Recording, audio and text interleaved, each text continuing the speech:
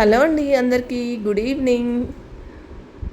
చాలా హెల్తీగా, చాలా స్వీట్గా, చాలా మంచిగా పిల్లలకి ఇష్టమైన ఒక హెల్తీ స్నాక్స్ నేను మీకు చెప్పబోతున్నా అండి. ఏంటో చెప్పండి. ఇదైతే కేక్ అండి, బనానా కేక్. నేను ఇప్పుడు 2 కప్స్ గోధుమ పిండి తీసుకున్నాను, 2 ఎగ్స్ తీసుకున్నాను. ఇంకా బాగా వాటిని మిక్స్ చేయాలి. 2 కప్స్ గోధుమ పిండికి 2 ఎగ్స్ తీసుకున్నా. 2 ఎగ్స్, ఇంకా నేను ఇక్కడ బెల్లం తీసుకున్నానండి. బెల్లం లేని వాళ్ళు చక్కెర అయినా వాడుకోవచ్చు. ఇక్కడ షుగర్ కొంచెం అన్హెల్దీ అని అవాయిడ్ చేశానండి. బెల్లం 1/2 కప్ తీసుకున్నా. కొంచెం స్వీట్ ఎక్కువ తినగలిగే వాళ్ళైతే స్వీట్ను కొంచెం 1/2 కప్ కాకుండా ఫుల్ కప్ తీసుకోవచ్చు. నేనైతే ఇక్కడ 1/2 కప్ తీసుకున్నా, ఎందుకంటే బనానా కూడా వేస్తున్నాను కాబట్టి సో స్వీట్ అయితే సరిపోతుంది అనిపించింది. సో అందుకే 1/2 కప్ తీసుకున్నా. మీడియంగా అనిపిస్తుందండి కేక్కి ఈ ఫ్లేవర్. ఇంత షుగర్ అయితే తీసుకుంటే మీకు కావాలంటే ఫుల్ కప్ తీసుకోండి, స్వీట్ కొంచెం నార్మల్గా తినే వాళ్ళైతే. సో ఇక్కడ బాగా పండిన బనానా కూడా తీసుకున్నానండి. చూడండి, బాగా మ్యాష్ చేశాను ఇదంతా బనానా. సో అన్నీ హెల్తీనే కదండి. చూడండి, గోధుమ పిండి, ఎగ్స్, ఇంకా బెల్లము, బనానా ఇవన్నీ మ్యాష్ చేసేసానండి. అంతా బాగా కలిపేశాను.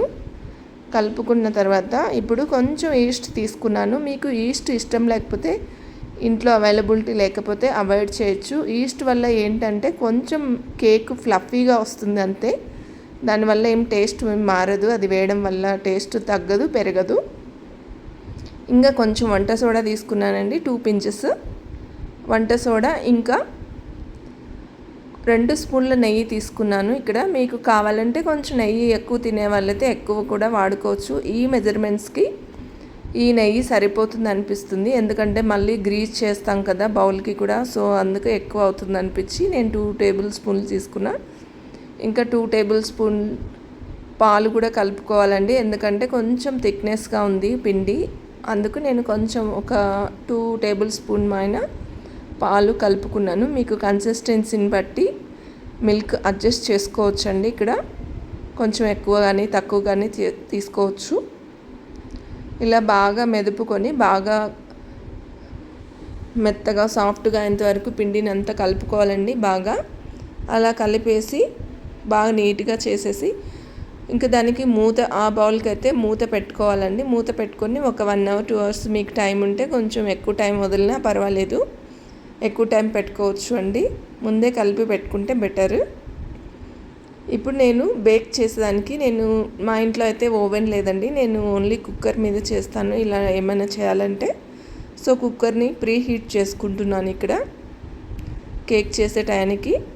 ఇప్పుడు నేను సాల్ట్ వేసానండి. మీ ఈ సాల్ట్ ప్లేస్లో ఇసుక వేసుకుంటే చాలా బాగా వస్తుంది. నేను ఎప్పుడు బేక్ చేసినా సాల్టే యూజ్ చేస్తాను. సో అది రీయూజ్ చేసుకుంటూ ఉంటాను. అది చల్లారాక మళ్ళీ ఒక డబ్బాలో పోసి పెట్టుకొని మళ్ళీ యూజ్ చేసుకుంటానండి, అంతే.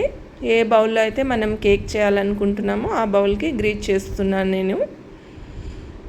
ఇంకా మనం ఫ్లాట్గా ఉండే బౌల్ తీసుకుంటే కేక్ ఈజీగా పర్ఫెక్ట్గా వస్తుందండి. సర్ఫేస్ కింద బాటమ్ ఫ్లాట్గా ఉండాలి. ఇప్పుడైతే చూడండి ఎంత ఫ్లఫీ అయిందో. మూత పెట్టేసి ఉంచాను కదా, అది కేక్ మిశ్రమము చూడండి బాగా ఉబ్బింది కదా పైకి. సో ఏదైతే కేక్ మిశ్రమాన్ని గ్రీజ్ చేసుకున్న బౌల్లోకి వేసుకోవాలండి మనం, నెయ్యి గ్రీజ్ చేసుకున్న దానికి.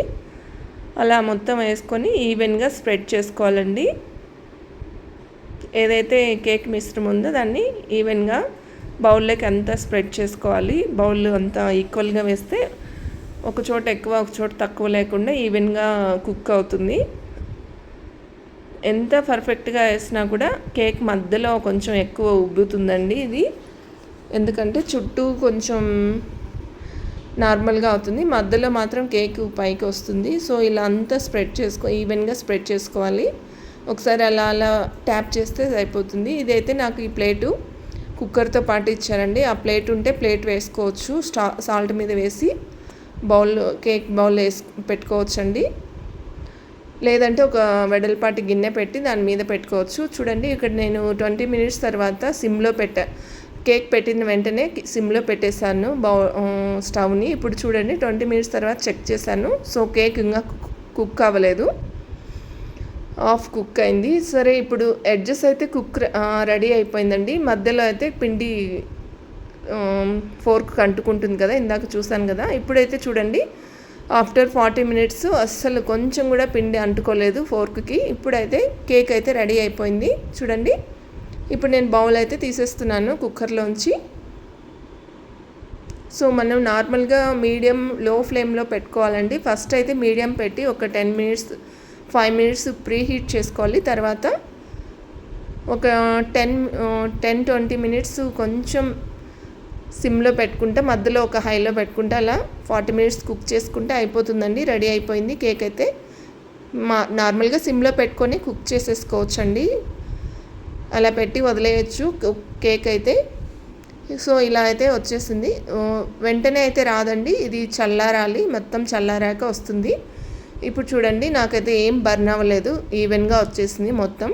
చూడండి ఎంత ఫ్లఫీగా ఎంత స్మూత్గా వచ్చిందో. ఎలా ఉంది నేను చేసిన కేక్ కామెంట్ చేయండి. ప్లీజ్ సబ్స్క్రైబ్ చేసుకోండి. ఎవరైనా కొత్తగా చూసే వాళ్ళు ఉంటే కామెంట్ చేయండి, లైక్ చేయండి, షేర్ చేయండి, సబ్స్క్రైబ్ చేసుకోండి.